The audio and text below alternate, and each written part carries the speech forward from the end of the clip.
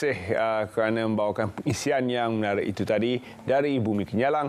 Dan kita kembali ke segmen yang seterusnya di mana kita telah pun bincangkan sedikit berkaitan dengan apa yang perlu dilakukan oleh semua yang bakal menunaikan haji, di mana untuk ketika ini kita akan bincang tentang perancangan harta, satu aspek yang mungkin kurang dibincangkan dan kurang diketengahkan. Perancangan harta terutama sekali untuk Duyufur Rahman. Jadi kita bersama dengan Ustaz Indra Syaril Muhammad Syahid yang merupakan pengarah Baitul Mal bersama dengan Majlis Agama Islam Selangor. Terima kasih Ustaz kerana sudi bersama kami. Ya, sama-sama. Mukadimahnya kita ingin tahu apakah kepentingan mengurus harta sebelum menunaikan haji. Okey, bismillahirrahmanirrahim. Assalamualaikum warahmatullahi wabarakatuh. Terima kasih Terence. Perancangan harta sebelum menunaikan haji yang kita sebut sebagai Duyufur Rahman. Duyufur Rahman ni tetamu Allah yang dijemput untuk menunaikan haji, yang diberikan rezeki peluangnya untuk menunaikan haji pada tahun inilah. Mudah-mudahan kita nampak sekarang ni ramai bakal-bakal haji ni akan menunaikan haji insya-Allah dalam beberapa hari dan penerbangan pun telah mula akan dijalankan insya-Allah Dan dari segi kepentingan perancangan harta ni kita dapati sebenarnya perancangan harta dalam kalangan tetamu haji ini masih lagi rendah. Boleh dikatakan masih lagi rendah. Dan sememangnya sebagai tetamu Allah, mereka mempersiapkan diri mereka dari segi fizikal, mental, persediaan untuk menunaikan ibadah haji iaitu manasik haji, kemudian persediaan dari sudut harta ni kadang-kala kurang diambil berat. Terutamanya berkaitan dengan nafkah kepada orang yang bakal ditinggalkan, penunaian hutang piutang mereka, kemudian pembayaran zakat mereka dan lebih-lebih lagi ialah perancangan ke atas harta yang mereka miliki. Ini yang kita nak jelaskan tentang kepentingan kepada perancangan harta itu yang sewajarnya perlu dilakukan oleh bakal-bakal tetamu Allah ini sebelum mereka pergi menunaikan haji. Jadi sebab kita berbincang tentang unsur yang sangat penting ini, mungkin juga kita perlu ketengahkan contoh-contoh di mana ada tetamu Allah yang tidak sempat untuk pulang ke tanah air atas sebab-sebab tertentu, kesihatan dan sebagainya. Apa akan terjadi dengan harta yang ditinggalkan tanpa sebarang pengurusan? Okey, ini yang kadang-kala berlakulah apabila tiada persediaan dibuat, terutama maklumat-maklumat berkaitan dengan harta yang mereka ada kadang-kala tidak diketahui oleh waris yang ditinggalkan. Contohnya kalau suami isteri yang menunaikan haji, baliknya mungkin berseorangan, kita taklah nak berniat begitu, tetapi jika ditakdirkan Allah SWT perginya berdua baliknya bersendirian, apa akan jadi kepada harta yang bakal ditinggalkan jika ianya dipesan oleh pasangan sebelum menunaikan haji untuk menceritakan berkaitan dengan perihal harta masing-masing, alhamdulillah. Tetapi kalau langsung tidak diketahui maklumat tersebut, ia akan menyukarkan kepada waris yang ditinggalkan, terutama isteri, anak-anak dan sebagainya, yang kadang-kala mereka ni tidak langsung mengetahui kedudukan hartanah ataupun harta-harta yang dimiliki, sama ada dalam bentuk aset alih ataupun aset tak alih. Jadi ini menjadi kesukaranlah, dan berkemungkinan harta-harta itu sukar untuk dituntut, sukar untuk ditadbir, apatah lagi sukar untuk diakseslah sebab tidak diketahui di mana harta itu berada. Jadi dengan sebab itu sebenarnya kita perlulah ada persediaan ke arah itu, terutama kesedaran untuk membuat persiapan untuk berkaitan dengan harta ini, kerana ia juga salah satu perkara yang penting jugalah sebelum menaikkan haji. Apakah instrumen yang boleh digunakan untuk mengurus harta mengikut prinsip syariah supaya unsur penting ini dapat dijaga sebelum menunaikan haji dan sebelum pergi meninggalkan mungkin anak ataupun isteri di tanah air? Okey. Selain daripada nafkah, Islam menyediakan pelbagai instrumen untuk umat Islam membuat perancangan daripada sekarang. Terutama kalau harta-harta itu ingin diwariskan kepada mereka yang tersayang, boleh membuat secara wasiat, iaitu untuk mewasiatkan harta sebanyak 1/3 kepada mereka yang tersayang dan bakinya dibahagikan secara faraid kepada waris-waris. Ini satu kaedah yang memang dibenarkan oleh syariah lah dari segi syarak. Kemudian juga sebahagian daripada harta juga boleh dihibahkan. Hibah ni pemberian harta semasa hidup. Jadi seorang pemilik harta boleh menghibahkan harta mereka pada masa hidup, siap-siap kepada penerima. Yang ini pun sebenarnya kadang-kala masyarakat memang nak buat tapi tak terbuat, ataupun hasratnya itu masih lagi terbantut kerana mungkin tidak tahu bagaimana nak melakukannya. Jadi di sinilah sebenarnya kita di Majlis Agama Islam Selangor sebenarnya menyediakan panduan ini untuk mengajak kepada masyarakat untuk menulis wasiat, iaitu membuat wasiat secara dalam talian dan juga membuat hibah secara dalam talian. Dan kita sedang melihat kaedah-kaedah digital yang sedang digunakan oleh MAIS dan juga untuk membantu memudah carakan pendaftaran bagi wasiat ataupun pendaftaran bagi proses pengurusan harta.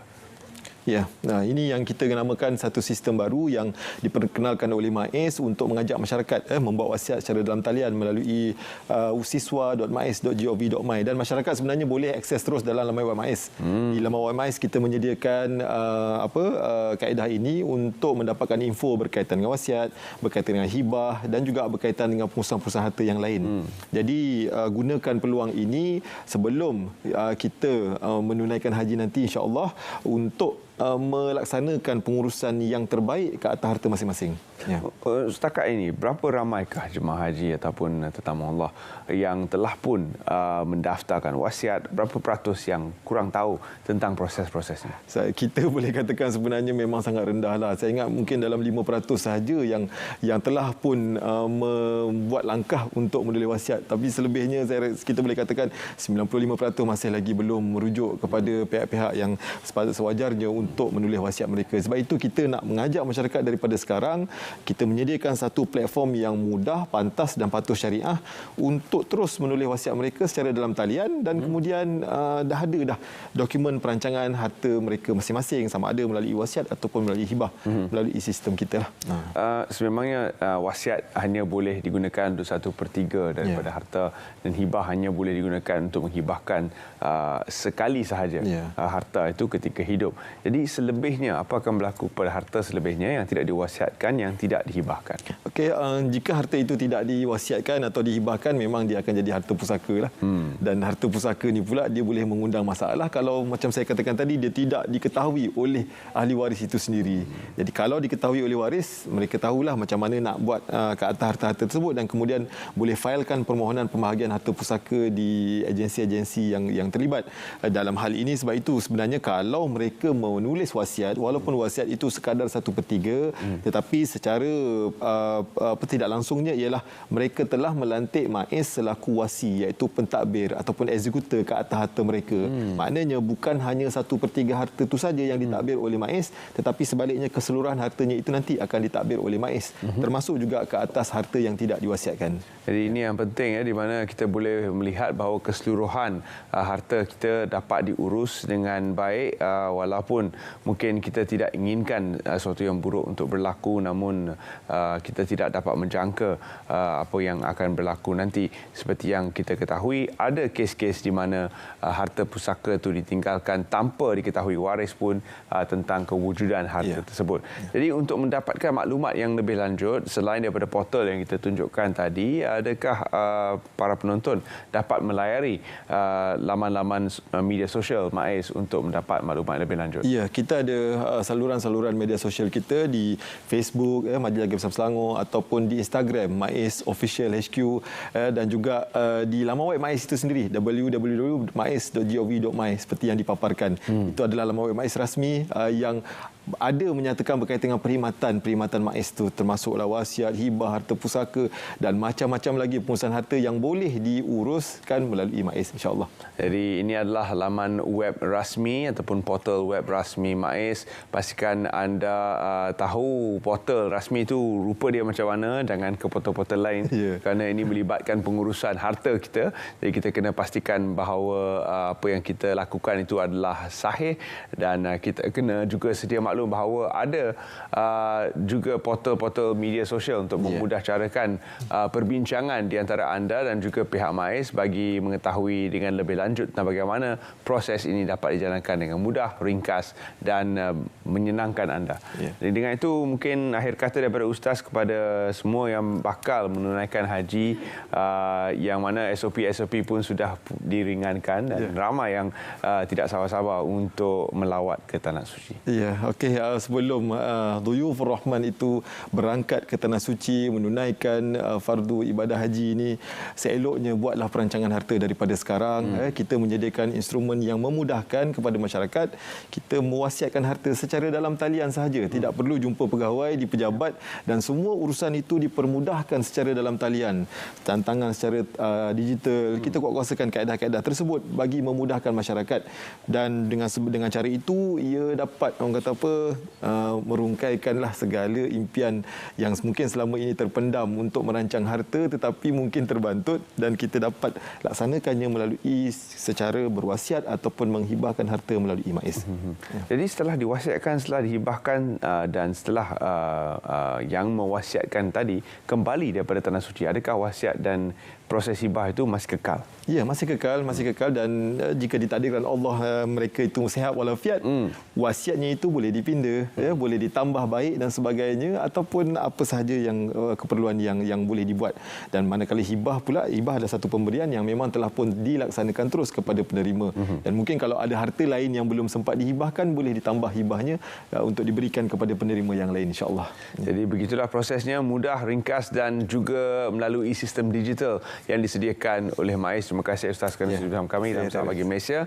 Dan seterusnya kita akan ke Kelantan, di mana program Keluargaku Keluarga Membaca 2022 sedang giat dijalankan di negeri itu, di mana kita akan bersama dengan Muhammad Syamsul Bahrain Isa yang ditemu bual oleh rakan kita dari Kelantan, iaitu Nur Alia Ramli. Silakan Nur Alia.